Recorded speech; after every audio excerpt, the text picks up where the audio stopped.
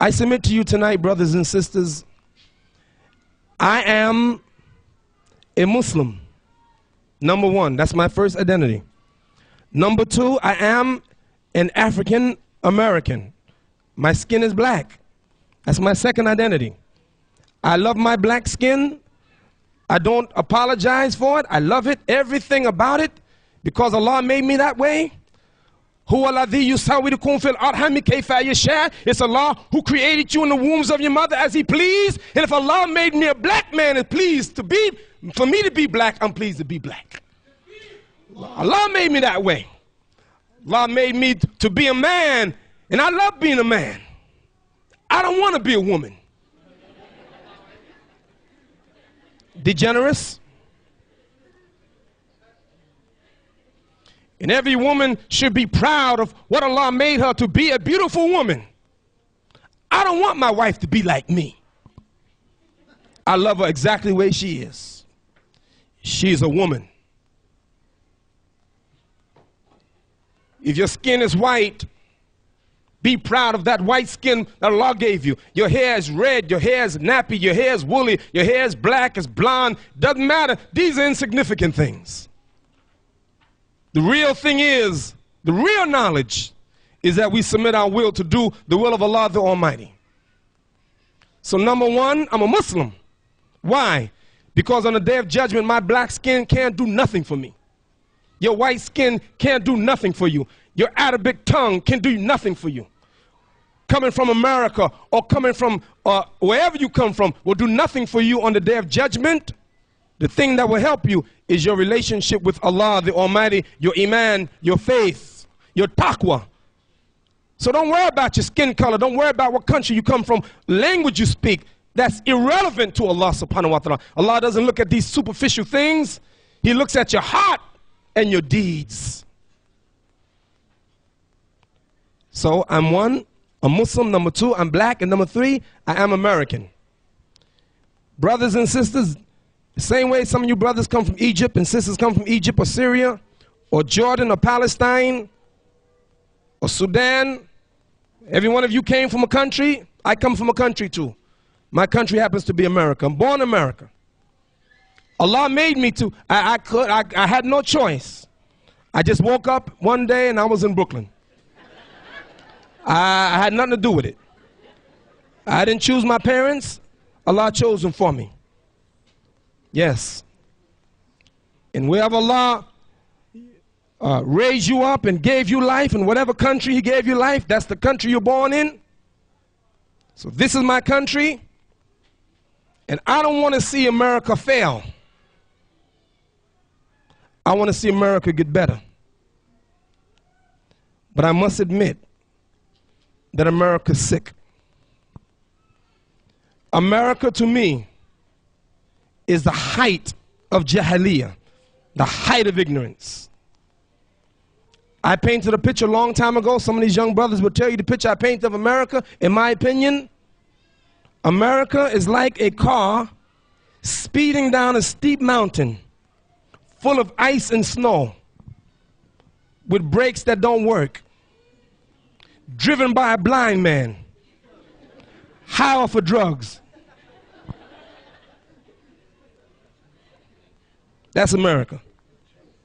America, like a car speeding down a steep mountain full of ice and snow with brakes that don't work, driven by a blind man, high off of drugs. And the problem is, in the back seat is Ahmed.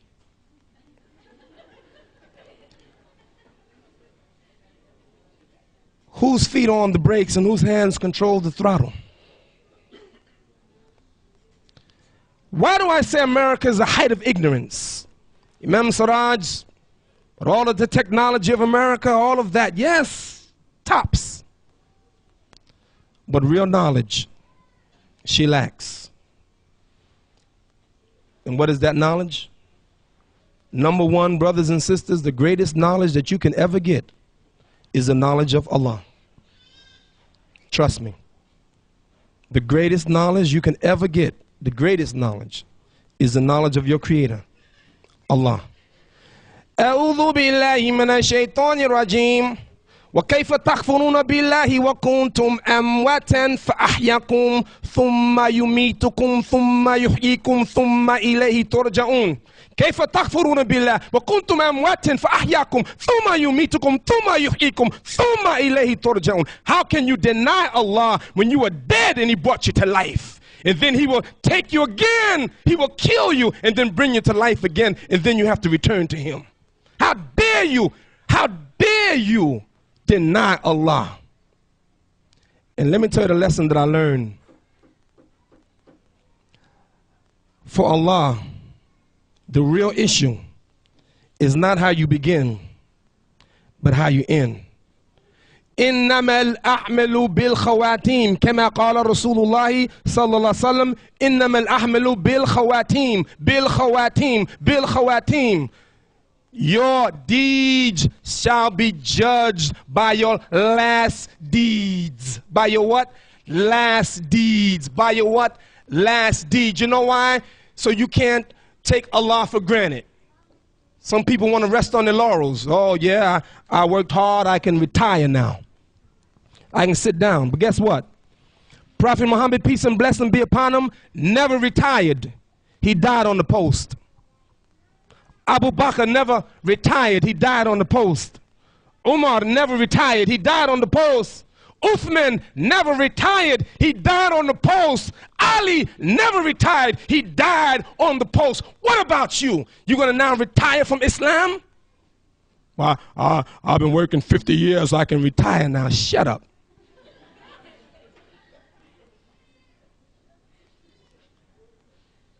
Brothers and sisters, really, the best knowledge you can get is the knowledge of Allah. And I want to leave you with one of His names. Yes, knowledge is sacred. What kind of knowledge? And you make sure that you don't be ignorant to the real knowledge and then get the superficial knowledge that can't help you on the day of judgment. Because even if you're a mathematician, by being a mathematician will not get you into Jannah, not get you into paradise. Don't get me wrong. Don't say Imam Siraj is teaching against secular knowledge. No, I'm not. Imam Siraj is teaching us priority. Make sure you get the right knowledge first. And the most important and significant knowledge is the knowledge of Allah. Once you have that, then you can put everything else in perspective. One of the brothers from New York, alhamdulillah, made Hajj. Sheikh Rafiq, he's the principal of the school, the Muslim school under which my children go to. And by the way, brothers and sisters, in case you didn't know it, there are 17 full-time Muslim schools in New York City. But don't get excited, because those 17 full-time Muslim schools only accommodate less than 1% of the Muslim youth. So even though 17 appears to be a lot, it's really insignificant according to what we need. But this school, Islamic Elementary School, Sheikh Rafiq is the principal. He went to make Hajj. He was at JFK Airport the day on the way to go to Jeddah, and he had in his briefcase $15,000 in cash. And he put the briefcase standing up on the line, ticket counter. He put the briefcase between his legs. He says, Imam, I turned 1 second, and I looked, it was gone. $15,000. Cash. Stolen. The person who stole it is a person that's jahil, ignorant, because they don't know Allah. 14 million Americans arrested a year because the country is full of jahiliyyah.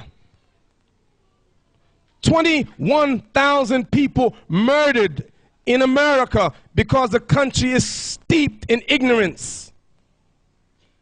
30,000 Americans took their own lives, committed suicide because they're steeped in ignorance. American women parade themselves naked on magazines, on the internet. Raunchy telephone calls for money because we're steeped in ignorance.